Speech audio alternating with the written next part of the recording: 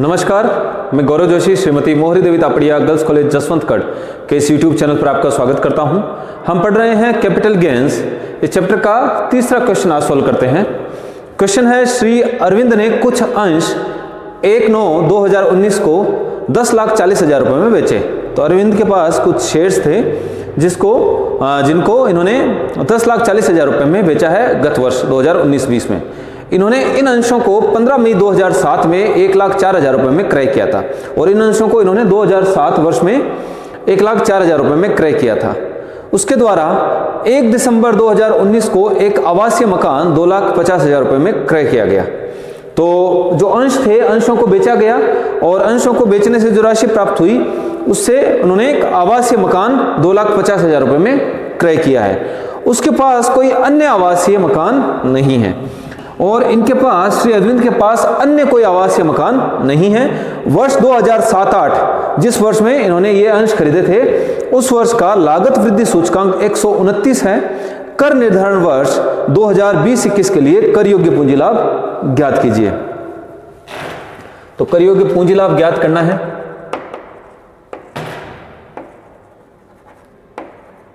Computation of taxable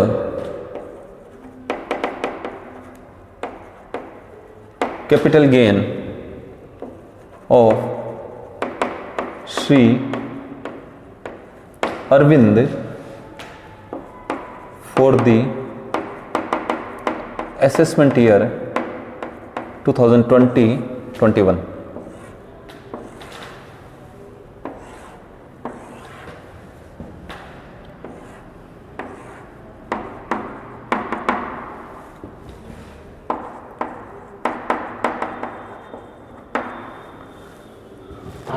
तो जो sale price है शेयर्स का, सेल प्राइस ऑफ शेयर्स, इन अंशों को बेचा है 10,40,000 रुपये में।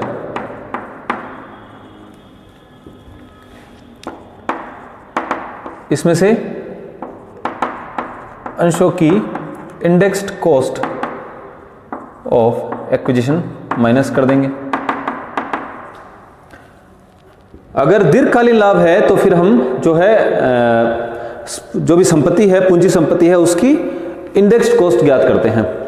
तो ये जो अंश है, अंश 2007 में खरीदे गए हैं 1,04,000 रुपये में और 2007-08 वर्ष का लागत वृद्धि सूचकांक है 129 रुपये और 2019-20 जिस वर्ष ये बेचे गए हैं उस वर्ष लागत वृद्धि सूचकांक है 289। गत वर्ष का 2019-20 का लागत वृद्धि सूचकांक 289 है।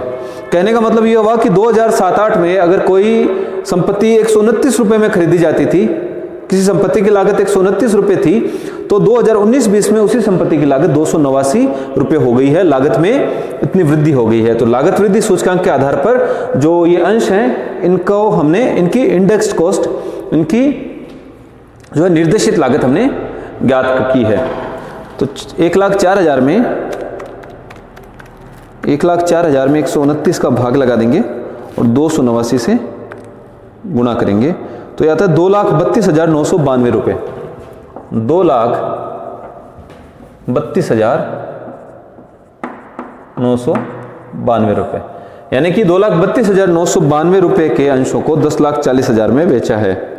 तो 10,40,000 में से 2,32,992 माइनस कर देंगे, 8,07,008 रुपये का कैपिटल गेन हुआ है। तो जो पूंजी लाभ हुआ है उससे इन्होंने 1 दिसंबर 2019 को एक आवासीय मकान खरीदा है 2.5 लाख रुपए में। तो इसकी एग्जम्पशन मिलेगी। अगर आवासीय मकान के अलावा कोई अन्य पूंजी संपत्ति बेचकर, आवासीय मकान के अलावा अगर कोई अन्य पूंजी संपत्ति बेचकर, जैसे यहां पर अंशों का विक्रय किया है, तो कोई अन्य पूंजी संपत्ति बेचकर अगर कोई आवासीय मकान खरीदा जाता है तो उसके संबंध में एग्जम्पशन दी जाती है। एग्जम्पशन अंडर सेक्शन 54F, धारा 54F के अनुसार अगर कोई आवासीय मकान संपत्ति को छोड़कर अन्य किसी पूंजी संपत्ति के विक्रय से अगर पूंजी लाभ होता है और उस पूंजी लाभ की राशि से अगर कोई आवासीय मकान खरीदा जाता है, लेकिन शर्त यह है कि करदाता के पास कोई अन्य आवासीय मकान नहीं होना चाहिए। तो अगर करदाता के पास कोई अन्य आवासीय मकान नहीं है और आवासीय मकान को छोड़कर अन्य किसी पूंजी संपत्ति से जो पूंजी लाभ प्राप्त होता है उससे कोई आवासीय मकान खरीदा जाता है तो उसके संबंध में धारा 54F के अंतर्गत कटौती दी जाती है। अगर जो आवासीय मकान खरीदा है उसकी लागत अगर संपत्ति जो मूल संपत्ति है उसके हस्तांतरण मूल्य से अधिक हो तो पूरी की पूरी राशि की कटौती दे दी जाती है।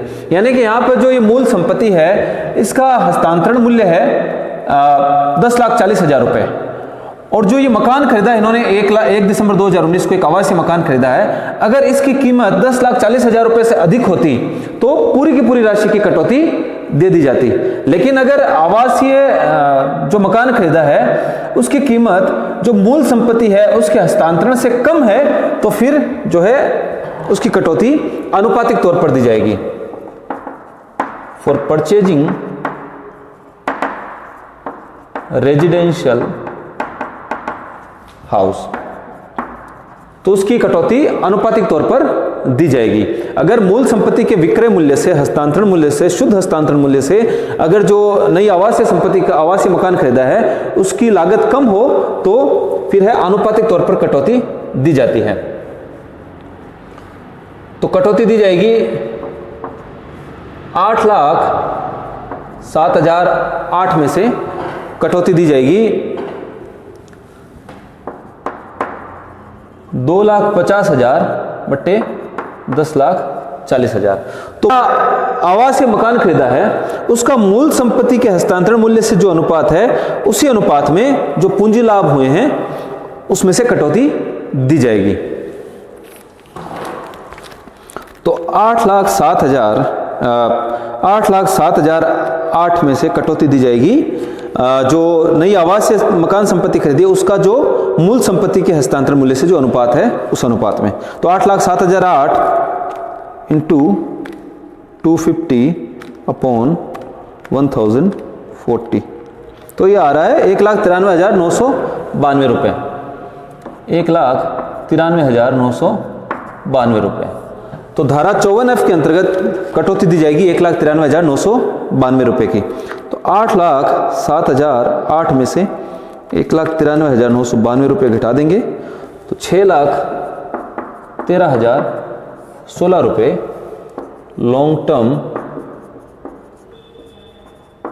Capital gain. तो ये taxable long term capital gain होगा 6,13,016 रुपये का। तो आज की क्लास में इतना ही। मैं आशा करता हूं कि आज की क्लास में हमने जो क्वेश्चन सोल्व किया है वो आपको अच्छे से समझ में आया होगा। इस वीडियो को लाइक कीजिए, शेयर कीजिए, हमारे YouTube चैनल को सब्सक्राइब कीजिए। धन्यवाद।